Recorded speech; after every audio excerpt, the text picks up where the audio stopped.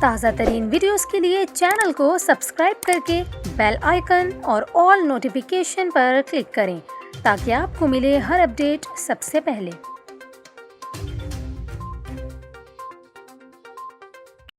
اور یہاں پر آپ کو خبر دیں، اسلام آباد کے سینٹورس شاپنگ مال میں آگ لگنے کے واقعے کی تحقیقات کی جائیں گی۔ FIR کے مطابق آگ لگی نہیں بلکہ لگائی گئی۔ واقعے کی تحقیقات کے لیے کمیٹی بنا دی گئی۔ سینٹورس مال میں آگ لگنا کوئی حادثہ نہیں بلکہ آگ جان بوجھ کر لگائی گئی۔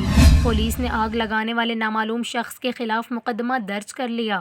مقدمہ سرکار کی مدعیت میں تھانہ مارگلہ میں درج کیا گیا۔ آگ کس نے لگائی، کیوں لگائی اور اس سے کتنا نقصان ہوا، یہ جاننے کے لیے ضلعی انتظامیہ نے تحقیقاتی کمیٹی بنا دی۔ کمیٹی میں assistant commissioner I9، additional district magistrate, district emergency officer, CDA کے 2 ڈائریکٹر اور 1 ایڈیشنل ڈائریکٹر شامل ہیں۔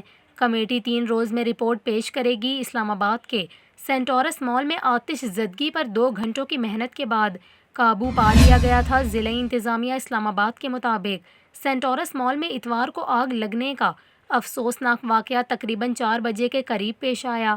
اطلاع پر ریسکیو ٹیمز نے بروقت آگ بجھانے کی کوشش شروع کر دی۔ آگ بجھانے میں فائر بریگیڈ کی 14 گاڑیوں کے ساتھ ساتھ ریسکیو 1122 راولپنڈی اور مسلح افواج کی خدمات حاصل کی گئیں۔